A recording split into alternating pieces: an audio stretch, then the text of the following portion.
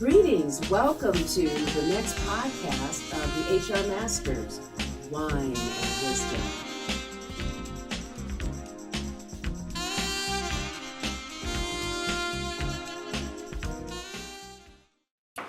Hello, my name is Jody Friend, and welcome to this episode of HR Masters, Wine and Wisdom. My special guest is the voice of the podcast, Michelle Senegal, Chief Learning Officer of Management Dynamics. Welcome, Michelle. Well, thank you for having me, Jody.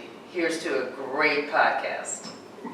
Workplace diversity issues continue to be a challenge and a topic of conversation amongst HR professionals, business leadership.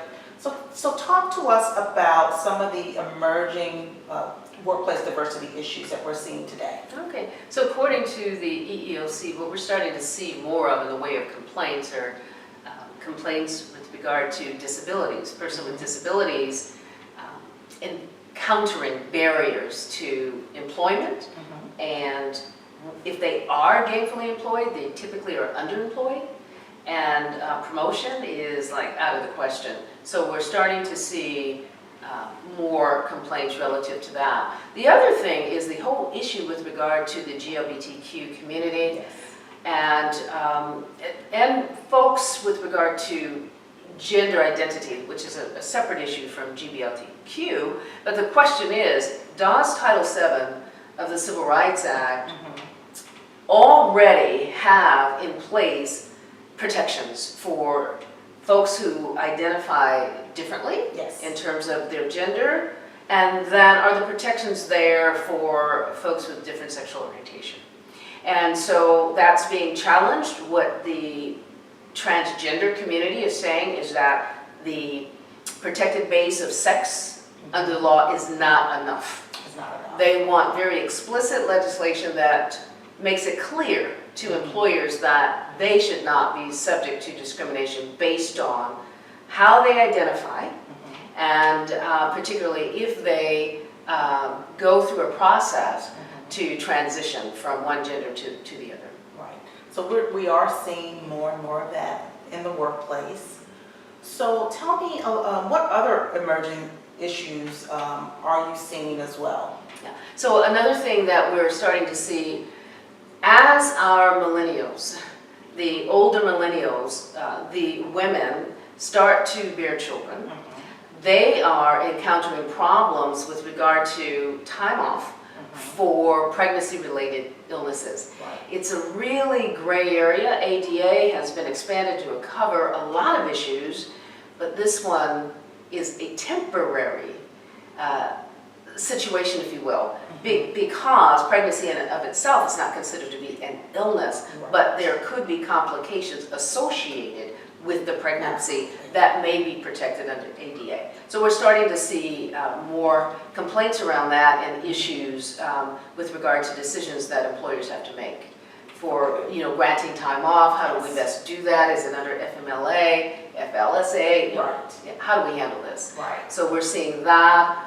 Another thing, of course, is we have seen a spike in terms of Muslim employees within organizations. Just lack of respect, tolerance, acceptance for their being in the workplace. And that, of course, began after 9/11, and it continues to exist today. Yes, absolutely. So we're seeing a lot of individuals that have adopted no filters whatsoever. They just say whatever they want to say.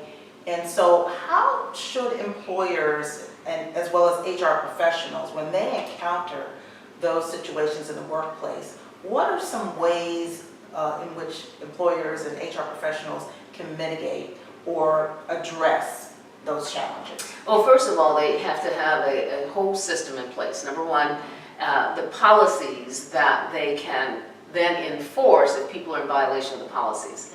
I think, too, that they need to take every one of those complaints very seriously and make sure that due diligence is done to preclude that kind of behavior in the workplace.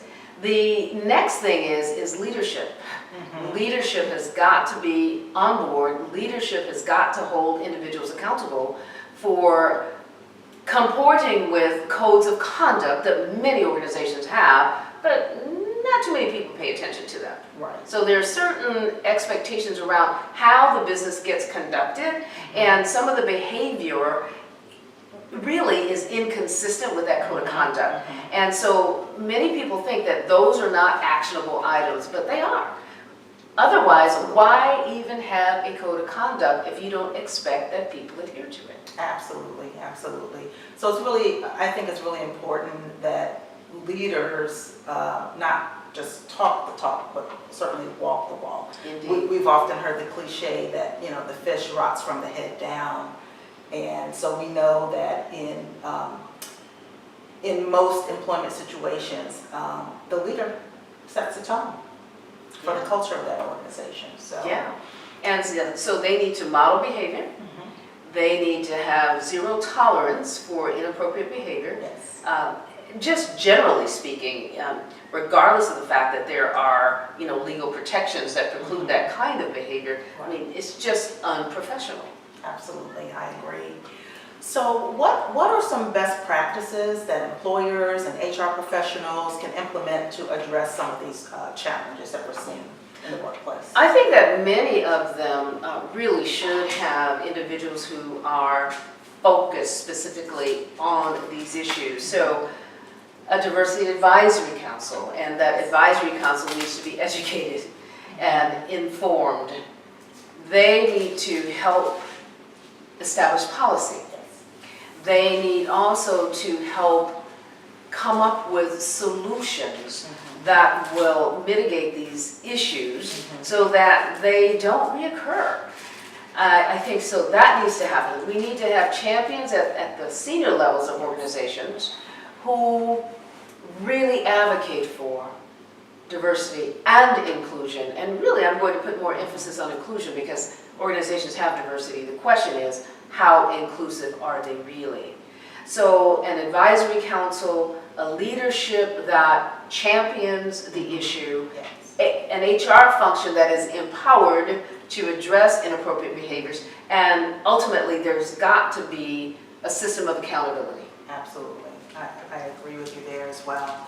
So, we talked about increased instances of discrimination around pregnancy, around Muslims, around the LGBTQ community, and what about race? I mean, has that gone to the wayside now because everybody is quote unquote woke when it comes to racial discrimination? But let's talk about that a little bit. Yeah. According to the EEOC, race still tends to be the #1 basis for complaints. And the numbers are just astounding, usually 2 to 3 times more than any other protected base under the law.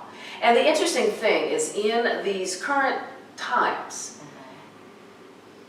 individuals are feeling a lot more empowered to be blatant in their behavior. We went through that era of political correctness, that's gone. Yes. As you mentioned earlier, people don't have the filters, don't feel as though they need to have those filters, don't feel as though there would be any consequences for them if they engage in inappropriate behavior. So we're seeing, instead of just micro inequities, microaggressions, I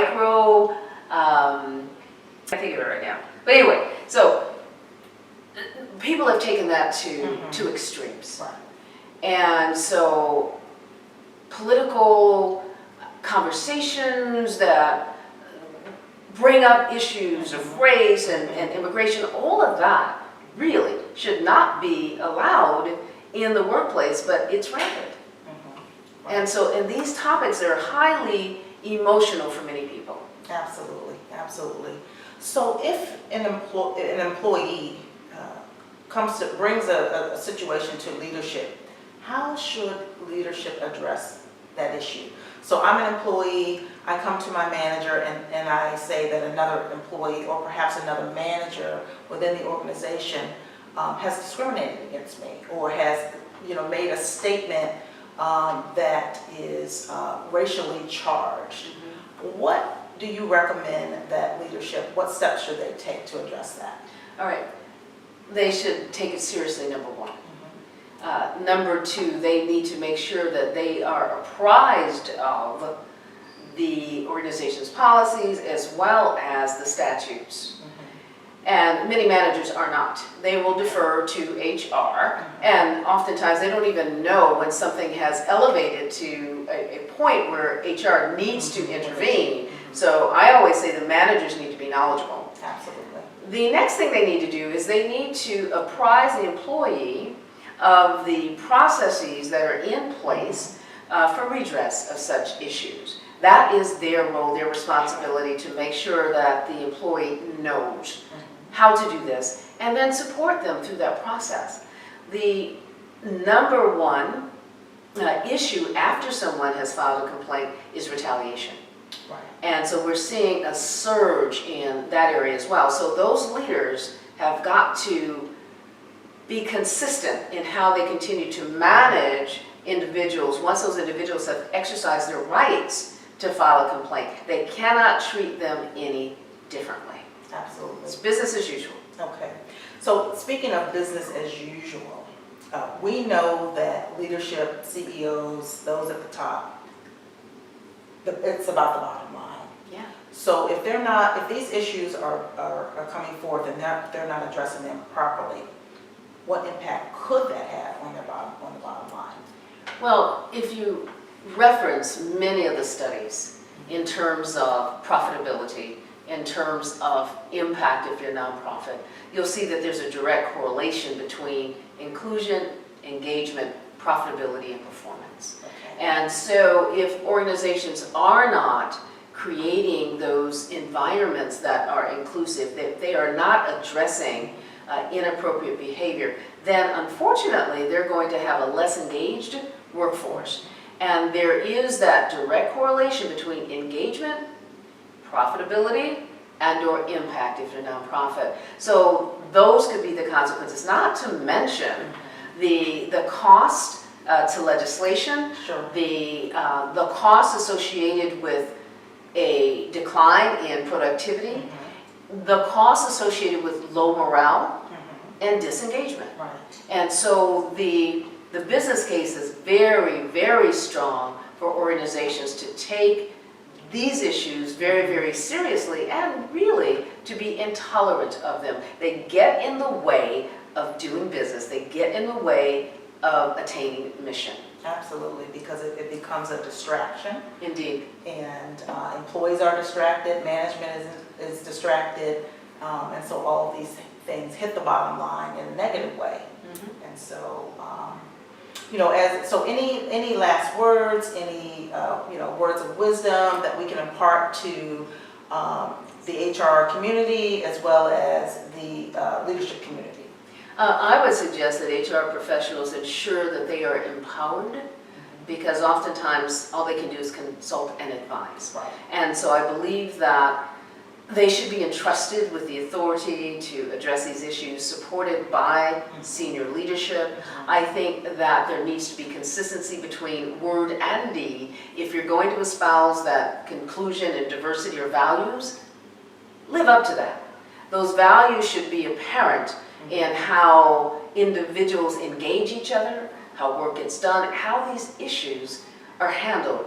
So elevate diversity to priority status. Okay. All right. Excellent. Excellent. Well, we want to thank you for joining us on this episode of HR Masters Wine and Wisdom. We hope you will join us next time. We'll see you soon. Thank you.